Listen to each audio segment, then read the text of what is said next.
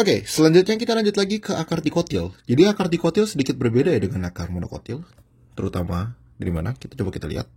Jadi ini ada struktur dari akar dikotil. Sekali lagi kita ada epidermis. Jadi di epidermis ini ada yang beberapa jadi root hair, makanya dibilang sini piliferous layer. Jadi piliferous, pili ini dari kata dari bahasa Latin artinya rambut gitu. Jadi daerah yang berambut gitu. Maksudnya epidermis gitu. Kita ada parenkim berupa korteks. Kemudian sekali lagi kita ada endodermis. Nah di endodermis itu ini juga sebenarnya tadi di monokotil nggak terlalu kelihatan sih waktu itu. Namun beberapa sel kita ada namanya facet cells. Jadi si facet cells ini bedanya apa? Jadi di antara endodermis itu nggak semua pasti punya pita Kaspari. Mungkin ada 1-2 sel itu dia nggak punya pita Kaspari. Nah ini kita bilang sebagai namanya facet cells. Mungkin semoga kita bisa lihat kali ini di irisan dikotil. Namun aku perlu point out juga kalau facet cell ini juga ada di monokotil ya. Jadi kebetulan di gambar-gambar yang kita lihat sebelumnya meskipun beberapa agak burik itu kayak nggak kelihatan aja sih facet cellsnya. Mungkin kita bisa lihat di sini. Di bawah endodermis kita ada apa? Kita ada perisikel. Jadi ini ada perisikel di sini. Di bawah perisikel barulah kita dapat stele. Nah, perisikel itu sendiri sudah termasuk stele sih ya. Maksudnya di bawah ini kita ada sel vaskular. Nah, di sini kita ada silem. Satu hal yang ingin aku point out, perbedaan utama dari monokotil dan dikotil adalah silemnya. Pada monokotil, kalau kalian udah nonton videonya atau kalian masih ingat, monokotil itu dia silemnya tidak akan mencapai tengah. Jadi di bagian tengah itu kita ada empulur. Sedangkan kalau misalnya di dikotil, si silem ini berdiferensiasi dia sampai di tengah. Sehingga di bagian tengah ini kita tidak menemukan empulur yang sebenarnya.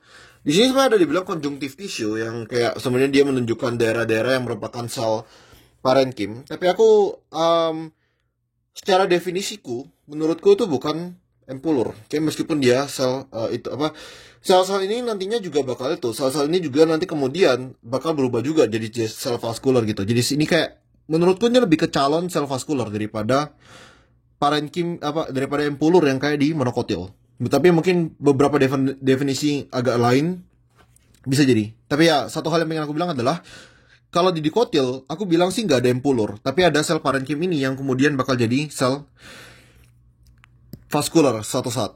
Oke, jadi ini silem, kemudian ada flon di sekitarnya. Nah, pola dari si sel dikotil, itu dia membentuk yang namanya arc. Jadi misal ada di arc, jadi di arc itu dia bentuknya seperti ini. Kalau tri-arc dia bentuknya seperti ini. Tetra-arc itu dia kayak tanda plus. Hexa-arc kayak gini. Dan ya kalau poly-arc dia banyak gitu. Nanti kita bisa lihat contohnya. Nah terus kamu saat ini mungkin kamu bertanya, loh kenapa kok di diagram ini tuh kok silemnya nggak sampai tengah? Kan tadi aku bilang silemnya tuh sampai tengah, sampai nggak ada empulur. Ini kan kurang lebih dia tuh kayak itu ya, kayak monokotil ya seakan-akan. Nah jadi gini, kalau kalian ngelihat akar dari dikotil yang sangat muda, akar dari dikotil yang masih bener-bener usianya sangat muda, kemungkinan kalian hanya melihat yang namanya protosilem doang. Jadi kemungkinan kalau misalnya di sini, ini yang kelihatan nih masih protosilemnya. Metasilem itu kan butuh waktu untuk dihasilkan. Karena protosilem pertama, protosilem doang yang kelihatan. Maka di bagian tengah ini metasilemnya nggak kelihatan. Ketika kalian kasih waktu, nah lama-kelamaan nanti metasilemnya bakal tumbuh sampai di tengah. Seperti itu. Jadi kalau kita lihat di sini, silem yang paling ujung itu akan paling kecil. Jadi ini adalah apa? Ini adalah protosilem. Terus silem yang bagian tengah ini adalah film paling besar. Ini adalah metasilem. Metasilem. Oke. Kita lihat lagi perbedaannya di sini. Ini adalah akar dari monokotil dan akar dari dikotil. Perbedaan utamanya sekali lagi ya adalah silemnya dikotil itu dia sampai di tengah. Silemnya monokotil dia ada di mana? Dia ada di ujung. Oke, itu perbedaan utama dari akarnya monokotil sama dikotil. Kita lihat ke gambar lebih lanjut aja. Oke. Jadi ini adalah akar dari dikotil. Kita bisa lihat ini adalah endodermisnya. Oke. Perhatikan di sini, di endodermis ini ada satu sel yang tidak mengalami penebalan ya. Ini semua mengalami penebalan. Inilah facet cell. Gitu. Gunanya apa? Gunanya ya biar ada aliran aja sih ke akarnya. Jadi kayak nggak semua itu dihalangi endodermis. Di sini kita bisa lihat jelas ini ada phloem, ini ada phloem, ini ada phloem, ini ada phloem. Kemungkinan beberapa sel parenkim di sini ya, ini adalah sel parenkim yang disebut sebagai yang tadi conjunctive tissue yang merupakan parenkimnya. Cuma ya sekali lagi bagi aku sih, aku ngelihat si sel parenkim yang di sini, sel-sel parenkim yang ada di sini adalah sel yang belum terdiferensiasi aja. Suatu saat ini bakal jadi jaringan vaskular juga.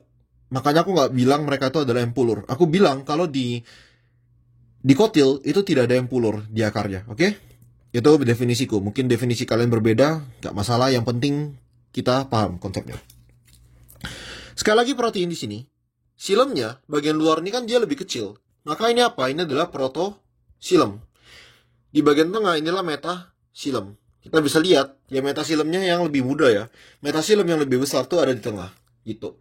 Jadi kalau kalian ngedapatin akar yang tengahnya itu masih bolong, ya kemungkinan yang kalian temukan itu adalah akar yang masih sangat muda usianya. Ini bentuk yang tetraarch. Aku taruh yang tetraarch. Ini juga ada yang namanya yang polyarch. Jadi yang polyarch ya, kita bisa lihat polyarchnya di sini, dia bentuknya seperti ini, kayak bintang gede banget ya. Bintang yang banyak banget lah tangannya. Oke. Kita bisa lihat di tengah-tengah sini silemnya yang gede-gede ya. Ini adalah apa? Ini metasilem. Yang ujung-ujung inilah yang protosilem.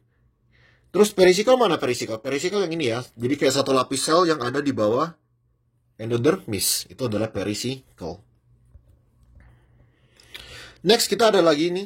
Ini yang triarch ya. Ini yang triarch. Jadi kita bisa lihat ya bentuk arc-nya gimana. Ya, bentuknya seperti ini. Oke. Ini kita bisa lihat di sini. Ini endodermisnya. Dan ini yang kemungkinan kalau aku bilang ini endodermisnya belum terbentuk ya. Ini belum tentu facet cells. Ini aku bisa bilang sih mungkin ini facet cell. Tapi kalau misalnya kayak endodermisnya tuh belum lengkap, aku bilang sih ini belum terbentuk aja sih. Daripada ini merupakan facet cell yang gede banget. Belum terbentuk. Nah kayak gitu.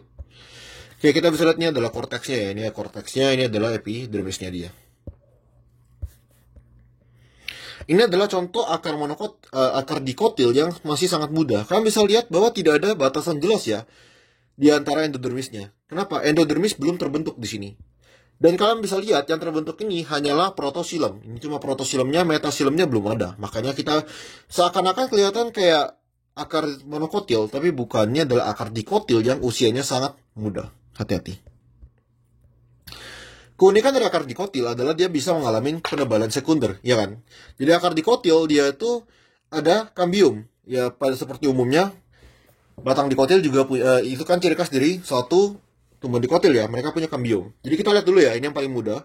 Jadi ketika dia masih paling muda, cuma terjadi protosilem doang ya, metasilem di tengah belum terbentuk dengan sempurna, atau metasilemnya terbentuk cuma dikit aja dulu.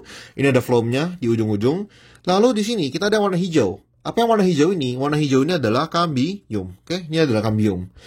Kambium seiring waktu, kambiumnya akan berkembang dan dia akan mengelilingi seluruh kayak gini. Dia akan mengelilingi silemnya. Dan kambium, kalian tahu fungsi kambium apa? Jadi ini adalah sel kambium. Kambium dia akan membentuk silem sekunder ke satu sisi dan dia akan membentuk phloem sekunder ke sisi lainnya. Phloem sekunder. Oke, jadi dia mengalami penebalan sekunder seperti ini. Kita bisa lihat di sini ada pembentukan dari silem sekunder. Maka dari itu coba kita lihat di bawah sini.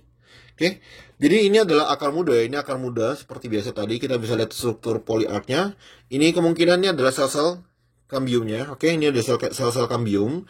Sel-sel kambium ini kemudian dia akan berkembang menjadi ini. Ini adalah akar dikotil yang mengalami penebalan sekunder. Kita bisa lihat tengahnya ini full dengan silem ya. Oke, full dengan silem. Jadi ini adalah akar yang udah ngalamin penebalan sekunder.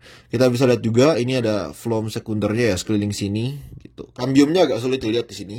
Ini korteksnya tipis sini ya. Lalu bagian luarnya kita bisa lihat bahwa bagian luar ini nggak ada epidermis ya. Ini nggak ada lagi namanya epidermis. Epidermis diganti dengan apa? Digantiin sama jaringan, tulisanku jelek banget sih. Ya, epidermisnya digantiin sama jaringan gabus di kasus ini. Jadi ada kambium gabus di bagian luar yang membentuk jaringan gabus. Seperti itu. Jadi ini contoh lainnya, kita bisa lihat di sini. Oke, kita bisa lihat ya, dia nggak ada lagi ya istilahnya itu epidermis. Ini bukan epidermis lagi. Ini tuh adalah jaringan gabus. Ini full dengan silem. Mungkin pertanyaan yang kalian kepikiran sekarang adalah gimana dong aku bedain ini dengan akarnya apa batangnya dikotil. Bukan akan batang dikotil juga kayak gini dong bentuknya. Bedanya adalah gini. Ini alasan kenapa aku nggak bilang kalau si akar dikotil ini punya empulur. Karena sel-sel parenkimnya itu kan jadi jaringan vaskular. Aku nggak tahu ini berapa kali udah aku ngomong kayak gitu. Tapi karena dia jadi jaringan vaskular, maka di bagian tengah ini kita nggak bakal bisa ngelihat adanya apa. Kita nggak bakal bisa ngelihat adanya parenkim. Karena kita nggak bisa ngelihat adanya parenkim, kita tahu bahwa ini tuh adalah akar. Karena kalau kita lihat nanti, batangnya dikotil tuh kayak persis banget dengan akar kayak batang dikotil yang mengalami penebalan sekunder itu dia persis banget sama akar dikotil. Bedanya batang dikotil punya empulur. Kalau misalnya akar dikotil tidak punya empulur. Oke, ya mungkin kita bakal bahas di video selanjutnya. Sekian dari sini.